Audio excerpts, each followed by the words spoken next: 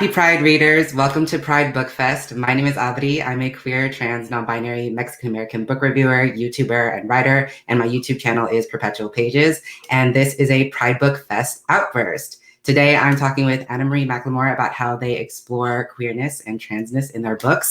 I'm very excited to be engaging in this discussion with them, so thank you so much, Anna-Marie, for being with us today. Thank you so much for talking with me. I'm so excited for this. I'm so grateful for all the work that you do. So thank you for this conversation. I'm grateful for the work you do, please. It's nice to virtually meet you at last. And you may know Anna-Marie from their books like The Weight of Feathers. The Mirror Season is their latest that just came out in March, which I haven't read yet, but I'm very excited about. I will hold up my book. I think, okay, I got it on the right side this time. This the StreamYard switching sides thing is like, I'm trying to go with it because every time I'm like, oh, like my head's not straight, like not even my head's straight. I'm like tilting it the wrong direction because, so we're going to see how this works. Yeah, it's hard out here. So as an entryway into our discussion, I want to start with sort of a bigger picture question about you as a reader and a lover and consumer of stories. So I would love to know, what were some of the first stories that you found that explored queerness and or transness? And did you find it easy or difficult to see yourself in those stories? I messed that up. Let me try that. I said stories. Sorry. As an entryway into this discussion, I want to start with a bigger picture kind of question about you as a reader and a lover and consumer of stories. So I would love to know, what were some of the first stories that you found that explored queerness and or transness? And did you find it easy or difficult to see yourself in those stories? So I think of this process of finding yourselves in stories as kind of a process we go through our whole lives as readers. One of the early stories for me that mattered so much to me was Ash by Malinda Lo. That was a life-changing book for me. What stories are allowed to be on shelves, and thinking of like, oh, here's a queer woman of color, like writing stories. Maybe this is something I could do one day. And I also think of like really recent books that I'm finding myself in. I think of like Felix Ever After. Like that was a book that I would have loved to get to read as a teen. And I am so thrilled that so many readers get to have that book as a teen, but also that book means so much to me like right now. So I'm so excited for readers who find themselves in books. And also like, we're always going to be doing this. We're always going to find books that reach our hearts, and that are books we would have needed at a certain age, but are also books we need right now. Absolutely. I think we do owe so much to Malinda Lo. She's such a formative writer who's out there doing the work really early on. So I feel like a lot of people can attribute feeling seen to reading her work. So I love that so much. And yes, I absolutely agree, especially how YA is for readers of all ages, right? Whether you're a young reader or you're an older reader, especially because I think a lot of people don't realize that when you are a trans person, especially, you're kind of going through the formative stages of becoming yourself that most people go through as teenagers later in life. So yeah, there's definitely instances like that where I read something like Felix Ever After and it's like, wow, I wish I had this story, but I'm also grateful I have this story right now. So I completely agree. So as someone actively working in the published industry, and you have been for so many years now, I would love to hear your perspective on how you've seen the access to trans stories change, and what barriers do you think are still in place? So something that makes me so happy about trans and non-binary stories is that we're getting to have stories where our identities are central, but we also have stories outside our identities. Like our identities aren't forgotten, but they're still there. But we also have stories of being ourselves. We have stories in many different genres. And something that is sort of my combined answer for what is getting better, and also what I want to see get even better, is there's more room for intersectionality. There's more, like, you can be trans and non-binary and be something else also, like wonder of wonders. We are many things, because this is our lives. Like, this is what we are in real life. So I think that's part of the progress that's been made, but we need even more of that. We need trans characters with disabilities on the page. We need trans characters of color who are religious. We need all of that to be normal on shelves. All those kinds of intersections that are our real lives. Like I'm mixed race, I'm Latinx, I'm trans, I'm non-binary, I have a disability. Like this is very normal to me, and it's very normal to so many of us. So I'd love to see it become more and more normal on shelves. And I think we're getting there, but it's gonna require continuing the work, and also people being open to the fact that this is who we are in the world. So we belong on these pages. Absolutely. I also feel like very grateful for the influx of trans stories that we have now. And it also just reminds me of like how many more there are still to tell. I think like a great example would be, I recently read The Passing Playbook by Isaac Fitzsimons. And it showed me the first time seeing like a very young trans character who transitioned very young, had the support of their family, used hormone blockers, used testosterone gel, which I've never seen shown in a book. So, you know, I have this simultaneous feeling of being like, wow, there's so much that's out there, but like, there's still so many more incredible stories that we have to tell. So I'm really hopeful that we get to see more of that. I think we also need more trans femme stories as well. So would love to see that. Yes. That's my little take. So what I love about your books is that they get progressively more and more queer as you get into your more recent work. And the way that queerness and transness appears in each story is never the same twice. So how do you approach writing queerness, and why do you think it manifests differently throughout your work? Oh, I love this question. Thank you for this question. I also need a second to sort of like break it down and think about how to answer this, and not just like spread rainbows everywhere, which I love doing, but I also want to answer this question. So something that I think happens with us as readers and us as writers is, as we come to understand ourselves more, we bring more to the page, whether as a reader or as a writer.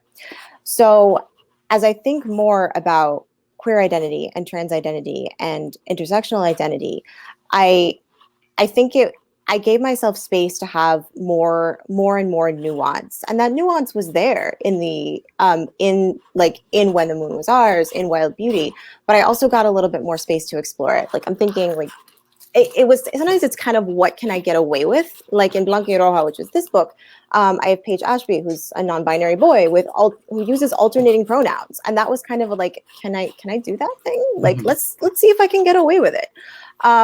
And it was something that I was very grateful that my editor and my publisher supported. And that was kind of the book where I was kind of talking to myself, saying like, oh, by the way, you're trans and you're non-binary. You're not going to get it yet, but you are. And I think we talk to ourselves through books as readers and as writers. So giving that space for what can be different than what little I knew about trans identity growing up. Like the fact that we can have space for non-binary identity. We can use alternating pronouns. Trans guys can be heartthrobs, which is something I love writing, because that was not what I saw growing up. Like that was not the story that I saw growing up. And getting to give like myself more and more space for what I know is the range of our experiences. I'm thinking of Lake Lore, which is my book coming out in March, where there are two Latinx characters who are both non-binary. They both use they them pronouns, but they're very different in terms of how they express their identity, even though they both use the same pronouns. One of them is much more transmasculine, Bastian, and one of them, Laura, is much more gender fluid, like has much more of a range of how they express their identity and how they express their gender. So even within those of us who share pronouns, there is such a range. Those of us who share and love the same identity terms, there is such a range. So leaving space for that, and then getting to go into into writing like transgender Gatsby, and getting to like have some of these things that I like, these themes that I kind of saw in books growing up, and thinking like, okay, this is speaking to me in a way I don't quite understand, and I wouldn't understand until later that there were the things about that book, even though I both love and hate that book. That happens to me a lot when I do retellings. there was something that was speaking to the trans part of me in that book.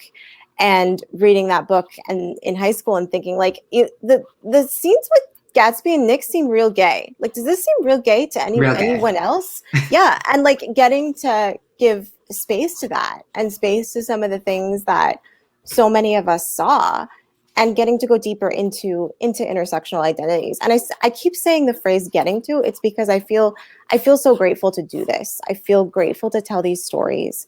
And I feel grateful for the work of authors and advocates and activists who've come before me that have made this kind of work possible, that have made it so I can tell these stories. Like debuting in 2015, and then When the Moon Was Ours coming out in 2016, that was a very different landscape than pre-We Need Diverse books, and before a lot of those conversations were happening. So as I like talk about these stories, I'm so grateful for the authors and the advocates and the bloggers and the readers and everyone who has done the work that has made telling these kinds of stories like possible. Absolutely. I think a lot of people are going to relate to what you were saying there about sort of gradually discovering yourself as you're writing. I feel like that's a lot of things I've heard a lot of authors talk about that, where it's like you're gradually sort of giving yourself to permission to exist on the page almost.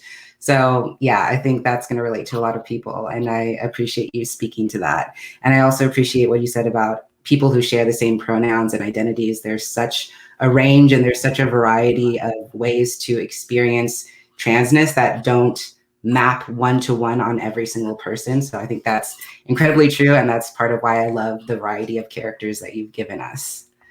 Right, thank you so much. I got super hyped also when you were talking about your new book as well, because I mean, we also need more like T for T romances, or not even romances, just more T for T stories, period. So I'm very excited, to say the least. Oh, thank you. I'm really excited to share more about this book. I get to share the cover, I think maybe next week. I don't know when this is going to be airing, but very soon. I'm really excited about it. Yeah, I saw you tweet about that where you're like, I have a cover with 2 trans Latinx people on the cover. And I'm like, it's possible. It's happening. So something I think about a lot is how there's a misconception in Latinx cultures, especially, that transness is a new internet age identity that didn't used to exist. So the erasure of our trans history is so pervasive that we often feel isolated, or like we're the first ones when we come out, even if we're not. So I want to push back on that idea and ask how you see transness, especially in your own work, as being an inherent part of Latinx cultures and heritages. So feelings about this question, because this is complicated in the best way and in a heartbreaking way. Because I have like, as I'm sort of on my own like trans journey. For anyone who doesn't know, I'm bigender. Like half of my life I kind of look like this. Half of my life I'm a boy, and that boy part of me, I have to sort of push back against. Like, I love my community, but we've got some stuff. We've got machismo, and we've like the boy part of me has to not buy into that thing where I'm thinking of a few months ago where I messed up my back because I was like, I will lift this thing because I am a boy and I will prove it.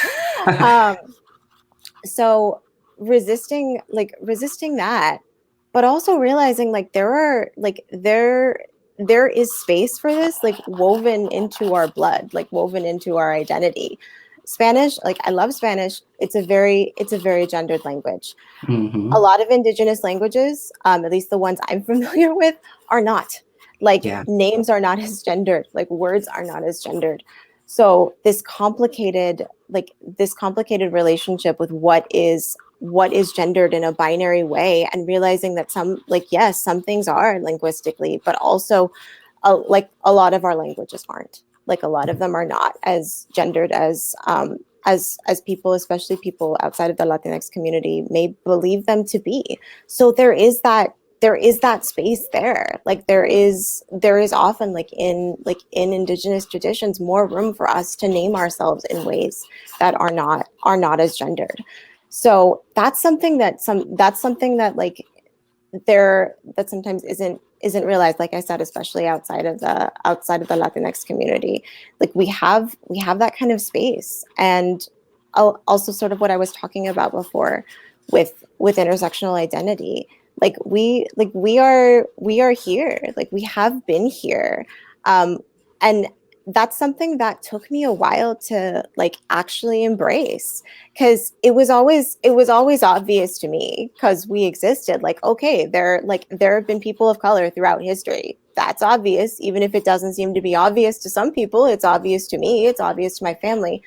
That was not the case with queerness and transness. And I think I came to that a little more quickly with transness, weirdly enough. I can't totally explain it. But with queerness, like I have to like admit and laugh about the fact that I kind of thought that like lesbians were invented in the 1900s. And just because like when you don't see it, you don't realize that you're not the only one, because you're never the only one. But you can get to that space of thinking it if you're not given space to talk about it, if you're not finding your stories on shelves in media. So we are here. We have always been here. And as we have more conversations about it, there's more of a chance and more of the potential to be like, oh yeah, like that story I heard about like this ancestor, this relative that like I had. Like we have been here, and we have found each other, and we have loved each other. And I think that's part of I'm thinking of this book. I'm thinking of Dark and Deepest Red, because I was writing about like 1518 in Strasbourg, and like this queer community that was there, even though they didn't have the names for themselves and each other that we have now.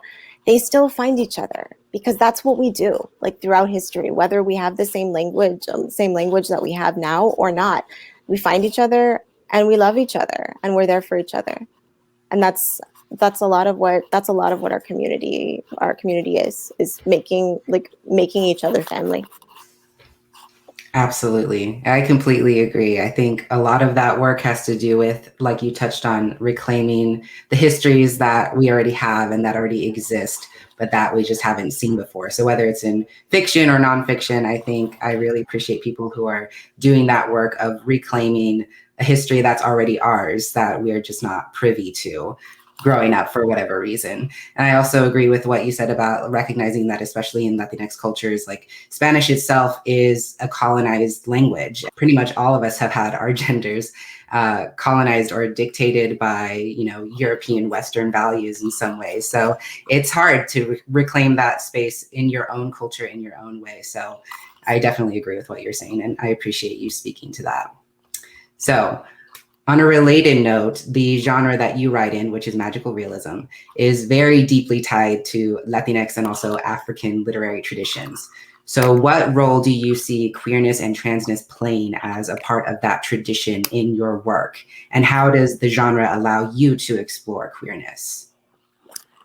So I think of magical realism in a couple of ways. I think of magical realism in terms of magic not being possessed or owned or colonized by anyone. It's a current. It's an undercurrent. You can't control it. You can't harness it. It's just going to show up. And as I'm saying that out loud, I'm thinking like, oh yeah, that's a little bit like queerness and transness. Like we are here. Like it's going to show up in us. Like this is who we are. So I think of magical realism in that way. And I also think of magical realism in terms of finding the beautiful and finding that which gives you and your community life in the midst of oppression.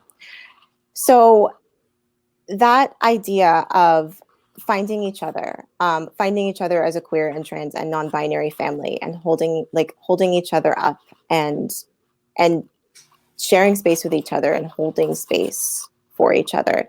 That's something that feels very, very much at the heart of magical realism to me, because it's so much about community. And when you think about magic as an undercurrent, as something that's going to speak to characters, I think of like when I wrote in When the Moon Was Ours, when I'm writing about glass pumpkins, when I'm writing about like moon lamps, I'm writing about like the ways we speak when we don't know how to say things. And there's a way in which magical realism, magic speaks to you. It's going to make you face that which you may not have like spoken of before. It may make you and your community face something that they need to face, and that process is something that can be frightening and something that can be disconcerting, but it's also something that can be beautiful, because the magic is talking to you. It's showing you its voice to try to remind you of your own voice. And that's something that feels so much like it speaks to the heart of queerness and transness and non-binary identity, because it takes us a while to like it's kind of the idea of finding your voice. It's beautiful, but it's also more complicated than that, because you find your voice in so many different ways.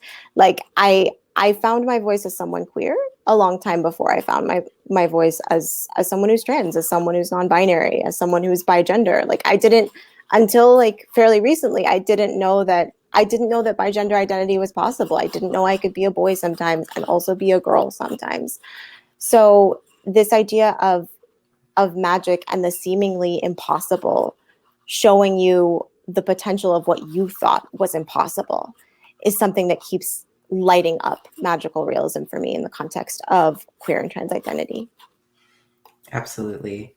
And to add on to that, I don't know if this is true for you as a writer, but it's true for me as a reader. I think what's really awesome about magical realism, specifically in relationship with queerness, is that it takes some of the heightened pressure off of queer identity, because what makes queer identity feel so tumultuous in the contemporary context is because it's outside of the norm, right? So if you have magical realism, suddenly queerness is not the strangest thing happening, right? There's something more magical, there's something more otherworldly happening that sort of pulls the focus and then allows you to have more space to explore queerness or other difficult identities. So that's something I enjoy about it as a reader.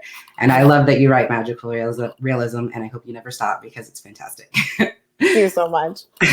I'm not planning on it. I love writing queer magic. I love writing trans magic. I love it. So to close off on a positive note, I wanted to ask, what about writing your stories has brought you the most joy? A little bit like what I was talking about with magical realism and what becomes possible and what suddenly feels possible.